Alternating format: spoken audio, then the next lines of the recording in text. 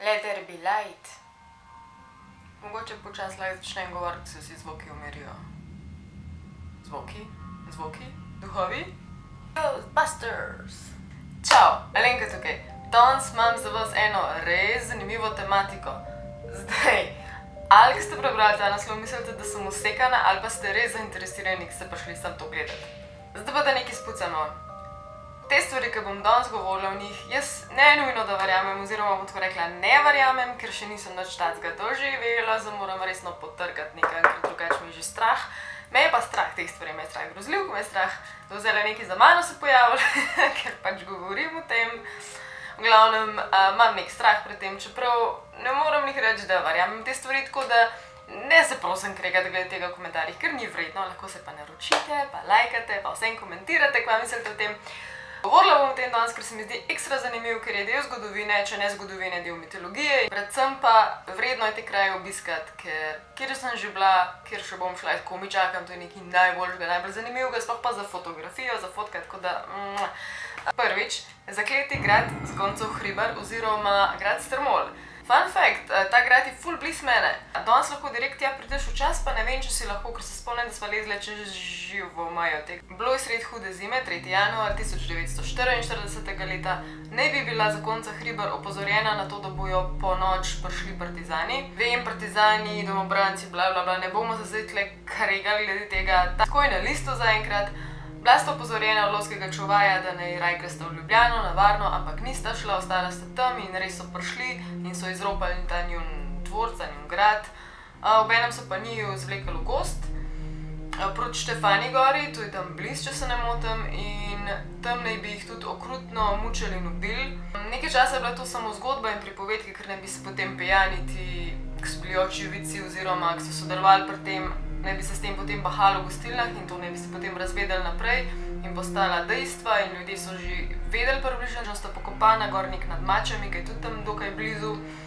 Ja, žal se je pa to kasneje vse potrdili. Leta 2012 mislim, da so našli okostja, ki sta bila dejansko, si videli, da smrt ni mogla biti lepa ali pa vsaj pokop, zaradi tega, ker kakšni deli manjkajo, verjetno zaradi premajhne luknje groba, zaradi tega ali pa zaradi mučenja samega, v glavnem okostje nista tako v celoti, ampak je bilo na več koncih pokopano. Je tudi potrjeno bilo, da sta to ona dva in potem jih je njun še živeči potomc tudi normalno pokopal. Jaz sem bila nedolgo nazaj tam, fotografirala sem eno mlado družino, pa tudi prej sem že veliko tam hodila, pa s prijateljco, pa sestro, v glavnem nisem nikdar nič videla in začutila, tako da ne. Te dva zakonca sta bila res posebna, res sta bila dobra, vsem sta pomagala, tako tudi partizanom, čeprav ne bi bili oni potem tisti, ki so jih umorili. Sploh ne bi bila dobra človeka, s tem, da ona, Ksenija Hribar, on je bil Rado Hribar. Prav dolgo se je mogel truditi, da je njo sploh osvojil, potem pa je bila res taka eksotična gospodična in je imela prav svojega krokodila, ki ga je potem sprehajala po Tivoliju, tako, what? Gremo naprej. Grad Pišece. Naj bi bil nek pišečki baron, zelo okruten gospod in je hotel takrat kot fevdalec svojim podložnikom pokazati, koliko je on pomemben in sploh so že duhovi. In je to svojo nadvlado kazal na tak način, da je takrat se skočijo pripeljal dol do ene točke, očitno po klancu dol sklepam, in potem je pričakoval in zahteval svojih podložnikov, da so ga vlekali brez konjev nazaj gor do gradu in takrat se jim je ful zameril, tako da so ti kmetje, ti podložniki so potem enega dne so njega in njegovo ženo umorili. Njun sin naj bi takrat preživel. Jasno, še zmeraj sta bila ona dva fevdalca in ti kmeti so potem doživeli zelo kruto usodo in so jih tudi na zelo krut način umorili. In v spomin na ta gozdni umor je potem na istem tem mestu stal tako imenovani Črni križ. To je bilo ob cesti k podružnici Sveti Jedrti. Se pravi, križa ni več, še vedno pa se to mesto imenuje Pri Črnem križu.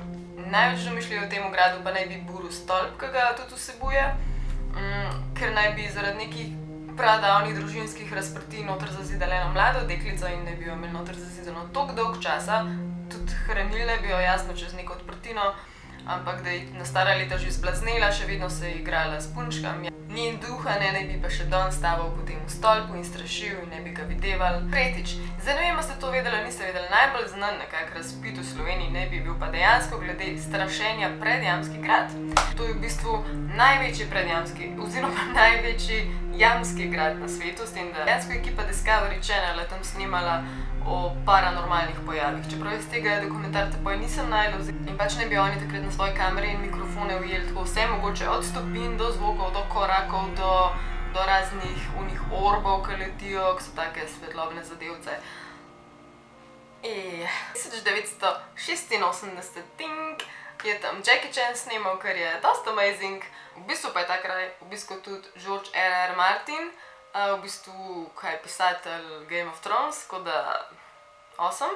Vsi pa vemo to zgodbo o najbolj razvpitem njegovem lastniku, ki je bil pa Erazem Predjamski, on je bil sicer ropar, če se ne motim, in je imel res amazing izhod in vhod v ta grad, torej nek tunel skriven in imel tam zaloge vode in vsega, tako da se lahko popolnoma lepo skrival in da ni imel nobenih problemov z nikomor, čeprav so ga poji na WC-ju umorili, če se ne motim. Četrtič, strašenje v dvorcu Viltuš. Dvorec Viltuš se nahaja v stilnici ob Dravi. Tega sem zbrala ne zato, ker mi je ne vem kakšno izjemno zgodovino, predvsem zato, ker je fucking amazing. Pardon, morate pogledajte te slike. Ta dvorec je tok lep, tok hud, jaz moram enkrat tja obvezno ogledati. In baje ne bi strašili, baje videvajo stvari, baje nekaj se ne bi dogajalo. V glavnem, ta dvorec je imel veliko lastnikov, med njimi tudi Auersperge. So se pa ti lastniki veliko menjavali in pa na koncu tudi niso več radi prihajali tja, ker so bili v tistem času kmečki upori in zaradi tega je bilo veliko razdejanja in veliko nevarnosti.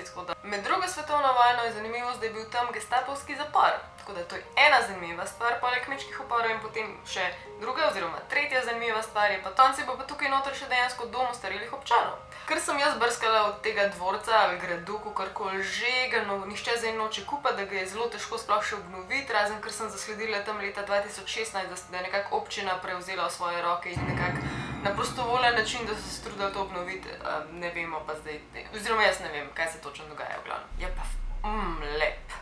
Petič! Spodnji in zgornji grad Reichenburg v Brestanici, tek domova sovražnih bratov.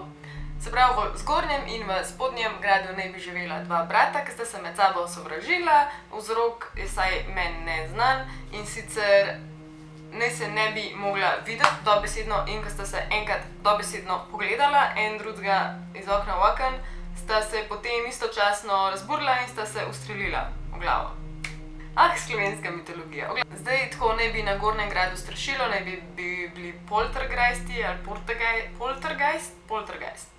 To so taki duhovi, ki imajo malo več moči in energije in proizvajajo zvoke in tresljaje in lahko kakšno stvar premaknejo in baje gor hranijo v tem Gornjem gradu tudi obe lobanje od obeh bratov in če te lobanje obrnejo skupaj, potem pride do teh čudnih zvokov in prasketanj in vsega tega, ker se še vedno to zelo sovražita. Ja, vem, da tako govorim, da ne verjamem, verjetno zato, ker ne verjamem, ker bi ful rada kdaj občutila kaj takega posebnega, ampak nisem še.